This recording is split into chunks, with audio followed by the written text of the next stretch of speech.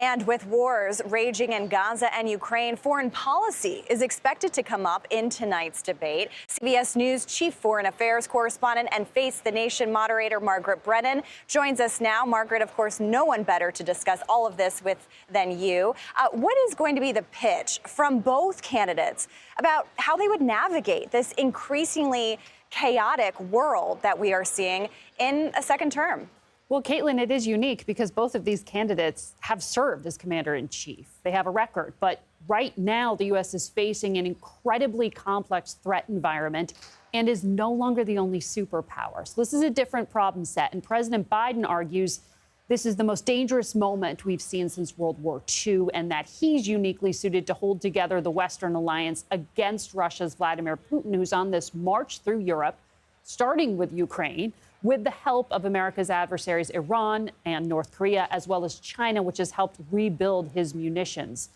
Donald Trump argues a counterfactual, that none of this would have ever happened had he been in the Oval Office because leaders feared him. Biden argues the U.S. should lead allies and thus find strength in numbers to challenge China. Trump argues that allies are just exploiting the U.S. And if you remember, in the 4 years he was president, had threatened to pull troops out of South Korea and Japan, a blind spot potentially in the Pacific, and out of Germany, which would have been a blind spot in Europe. So you will likely see Joe Biden remind people of the Trump record while Trump attacks the moment we are in and what Biden's doing now.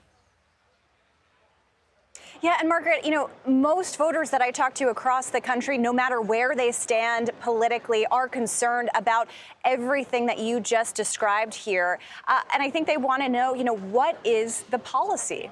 And Caitlin, we haven't heard a lot of affirmative vision from either candidate, to be frank with you, about what 4 more years would look like. But let's be clear on the problem set. I mean, neither president found a way to stop North Korea's nuclear development, nor have either been able to stop Iran's malign behavior throughout the Middle East. There aren't concrete proposals being offered by either of them on those points. But directionally, they're in the same place when it comes to getting tough on China. Donald Trump takes this hammer approach on the campaign trail. You hear him talking about a 10% across-the-board tariff on goods from China to rebalance trade.